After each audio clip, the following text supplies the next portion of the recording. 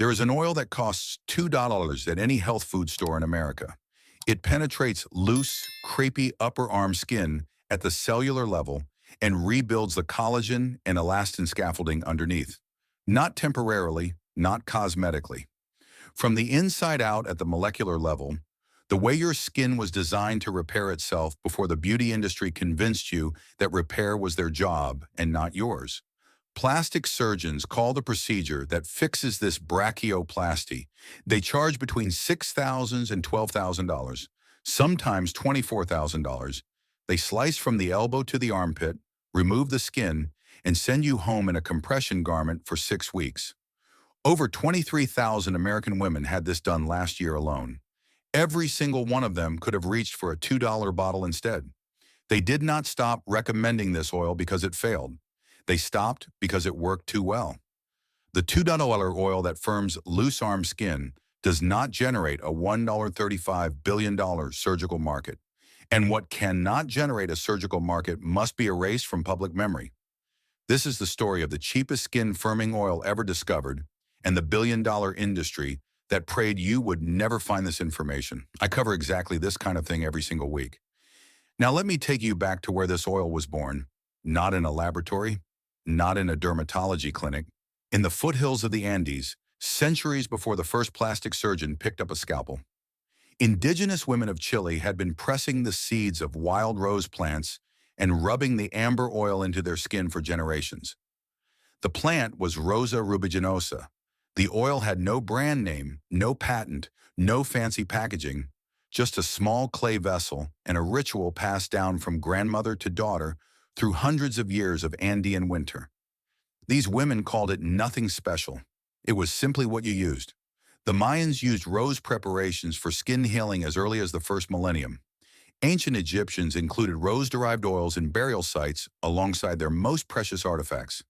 Ancient Greek and Roman physicians documented the wild rose plant extensively, and Roman records describe the oil being applied to wounds, burns, and aging skin with consistent results. It crossed 4 continents and thousands of years of human history, arriving at the same conclusion independently in every culture that touched it. That is not tradition. That is convergent discovery. When every civilization on Earth arrives at the same answer, without speaking to each other, the answer is not folklore. It is chemistry. In the 1980s, a researcher named Dr. Fabiola Carvajal at the University of Santiago decided to run a formal study on something her country had known for centuries. She recruited patients with deep facial wrinkles, post-surgical scars, premature aging, and sun damage. She applied rosehip seed oil daily and tracked what happened. After 4 months, something remarkable emerged from her data. Wrinkles had almost completely disappeared. Sunspots were gone. The skin had regenerated so thoroughly that observers reviewing the case photographs could barely match before and after images of the same patients. A second study by researchers from the University of Concepcion, Chile, involving 180 patients with burns, surgical scars, and premature aging confirmed the same result. The scientific community finally had what the Andes had always known. Rosehip seed oil rebuilds human skin, not cosmetically, structurally.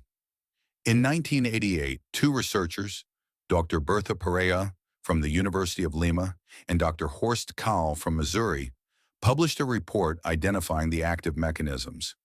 High concentrations of omega-6 and omega-3 fatty acids, linoleic and linolenic acids at 45 to 50% and 30 to 35% respectively, natural vitamin A, carotenoids, and a complex of antioxidants that does not sit on the surface of the skin and wait.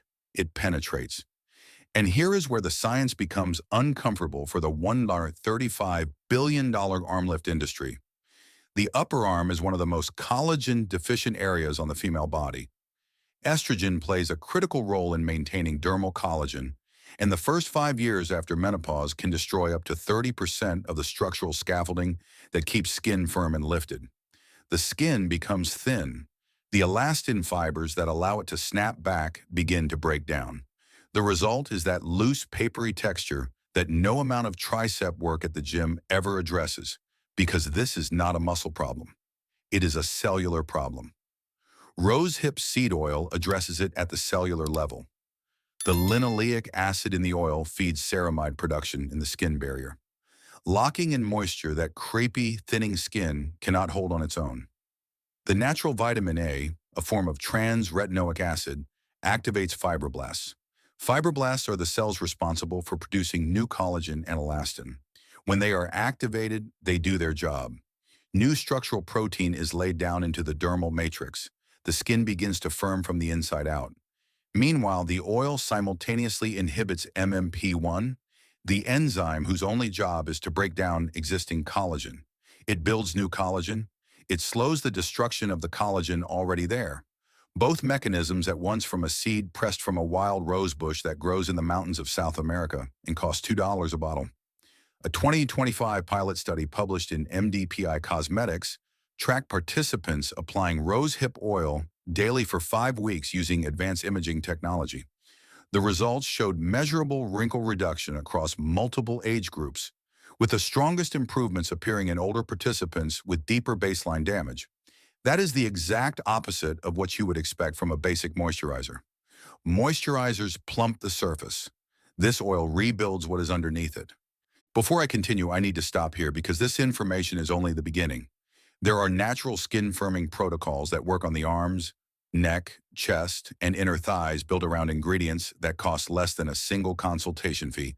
There are collagen rebuilding guides that dermatologists use in their private practices, but never explain in public-facing content, along with hormone-related skin-thinning protocols specifically designed for women in perimenopause and postmenopause.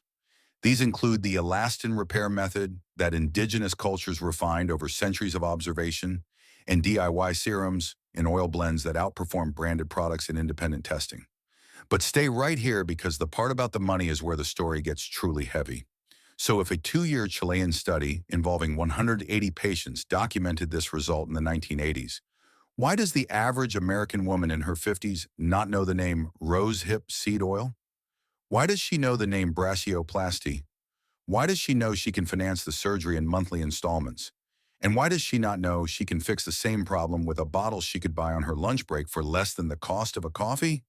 Follow the money. The global brachioplasty market was valued at $1.35 billion in 2022 and is projected to grow at over 7% per year. The American Society of Plastic Surgeons recorded 23,127 arm lift procedures in 2024 alone. The average cost, surgeon's fee only, sits at $6,109 according to their own published statistics. Add anesthesia, operating room time, compression garments, prescriptions, and follow-up visits, and the real number climbs toward $10,000 or higher. Most insurance does not cover a cent of it. Now multiply that per patient revenue by 23,000 surgeries per year. Then add the non-surgical arm tightening devices, the radiofrequency sessions at $300 to $500 each, the ultrasound skin tightening consultations, the branded firming creams sitting on dermatology shelves at $80 to $150 per jar. This is not a small industry. This is a machine.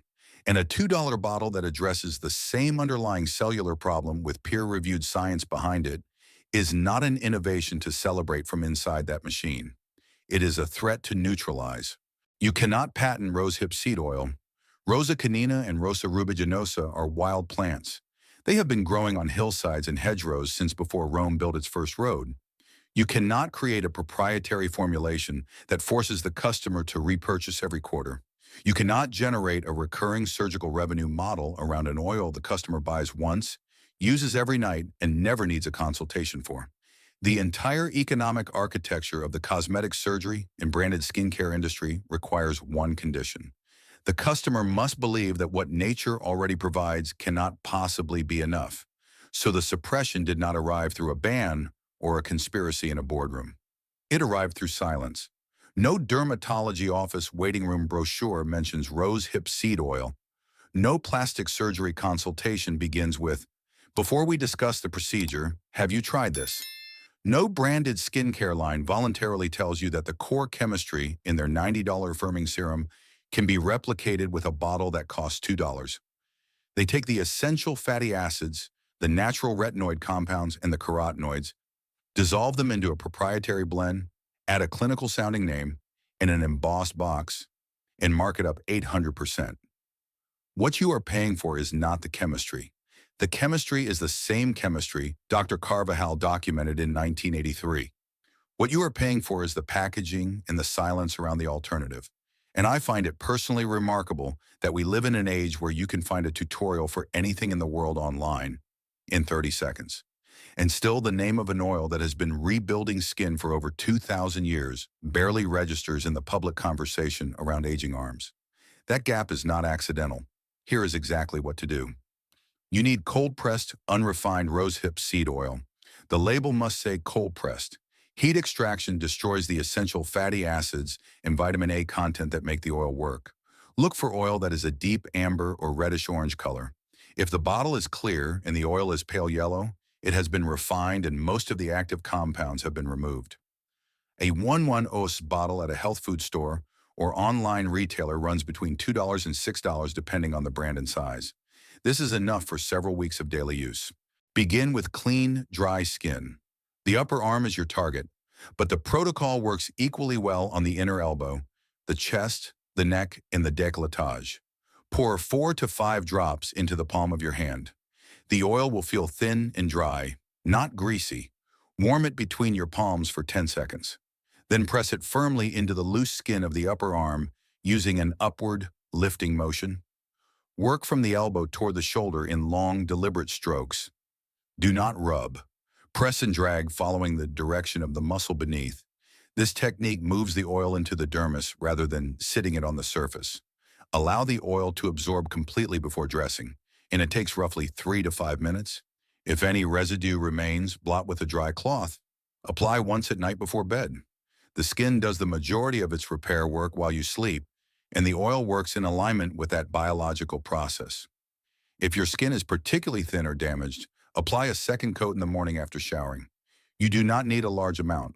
More oil does not mean faster results. The cellular mechanism is what matters, not the volume.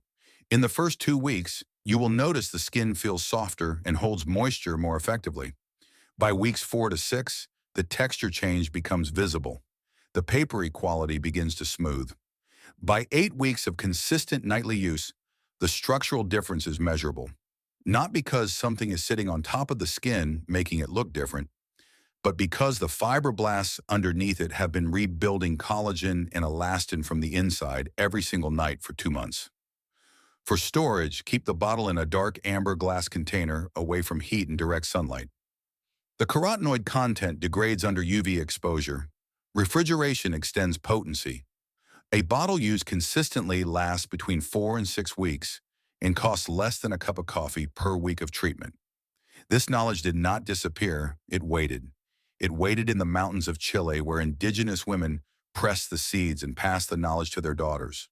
It waited in the University of Santiago study that landed in dermatology archives and never made it into a surgeon's consultation speech.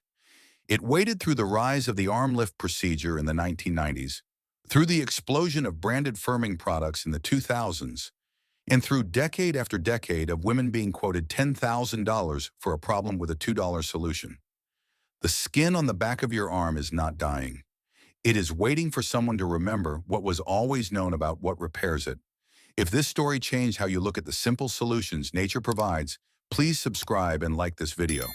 We are uncovering the history and science that the billion-dollar industries have tried to keep in the shadows. Share this with every woman you know who deserves to know the truth. Join us in reclaiming this knowledge and planting the seeds for a better future. The next revelation is coming soon.